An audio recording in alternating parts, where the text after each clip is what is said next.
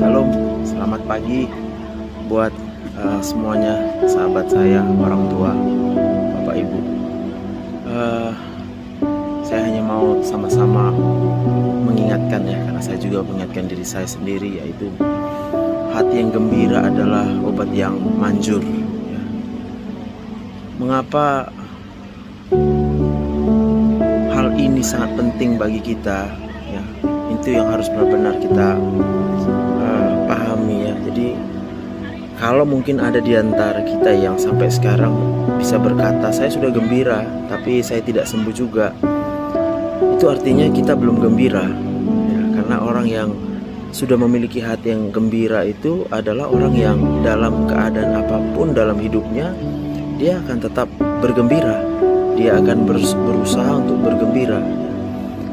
Kenapa hati yang gembira ini begitu luar biasa? Yang pertama karena ini adalah perkataan dari Tuhan ya, jadi siapakah Tuhan itu bagi saya dan tentunya bagi kita semua?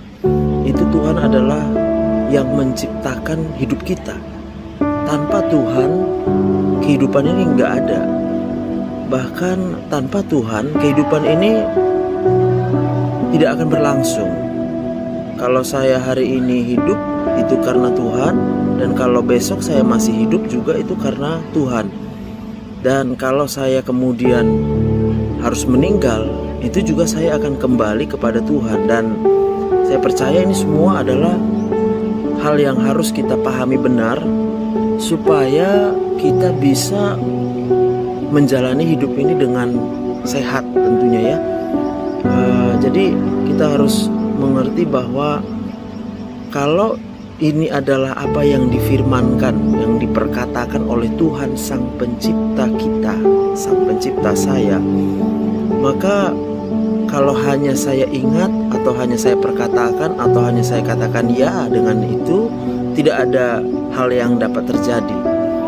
Saya kemudian harus melakukan apa yang diperintahkan oleh Sang Pencipta. Jadi ciptaan itu adalah sesuatu yang dibuat oleh Sang Pencipta punya tujuan.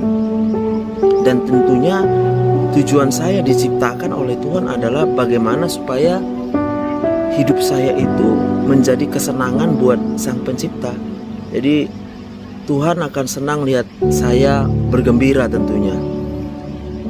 Kalau kita mungkin seorang pencipta atau kita bisa membuat sesuatu, tentunya kita membuat sesuatu itu adalah untuk kesenangan bagi kita ya.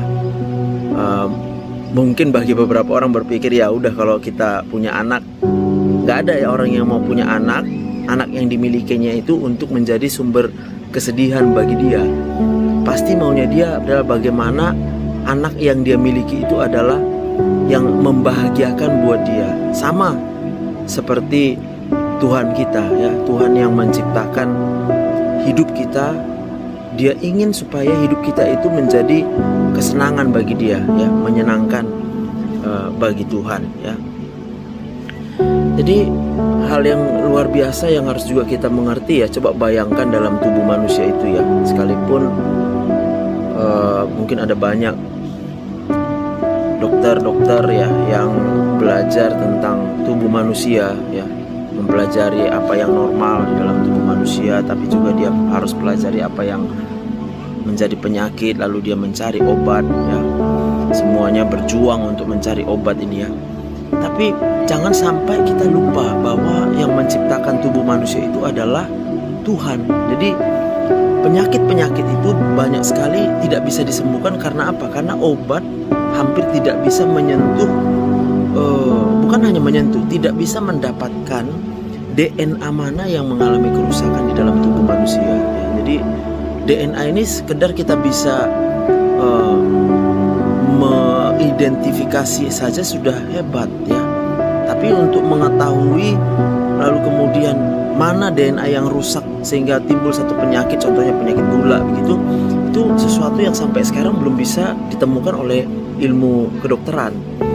Tapi saya percaya kalau manusia itu diciptakan oleh Tuhan, tentunya setiap DNA itu dia tahu, dia hafal, dia paham benar ya apa yang terjadi dengan DNA. Dan kalau diuntai itu DNA berapa panjang, yaitu yang berisi sumber informasi seluruh proses dalam tubuh kita, itu belum sanggup, dunia kedokteran ya, manusia belum sanggup melakukan itu. Jadi saya benar-benar semangat ya, bagaimana untuk membangun, melakukan apa yang diperintahkan oleh Tuhan. Manual booknya itu adalah kita harus bergembira untuk memiliki tubuh yang sehat ya. Jadi hati yang gembira adalah obat yang manjur, semangat yang patah mengeringkan tulang.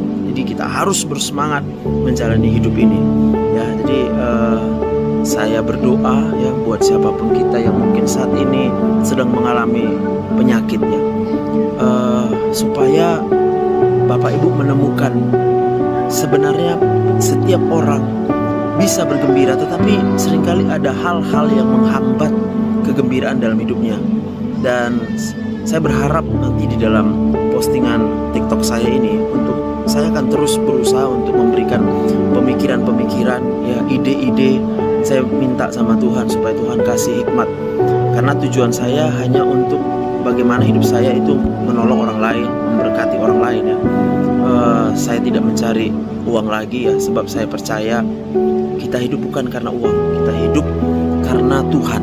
Jadi Tuhan yang izinkan saya hidup, Tuhan yang kasih nafas ini dalam hidup saya. Nah, biarlah apa yang menjadi perenungan kita pagi ini, kita benar-benar mengenal siapa Tuhan, kita percaya bahwa Tuhan itu yang menciptakan kita, dan kita benar-benar ikut saja apa maunya Tuhan, supaya ketika hidup kita itu mengikutkan apa maunya Tuhan, maka kita akan menjadi kesenangan bagi Tuhan. Dan kalau hidup kita itu menjadi kesenangan bagi Tuhan, itu Tuhan pasti akan memberikan yang terbaik dalam hidup kita. Itu doa saya. Shalom, Tuhan memberkati.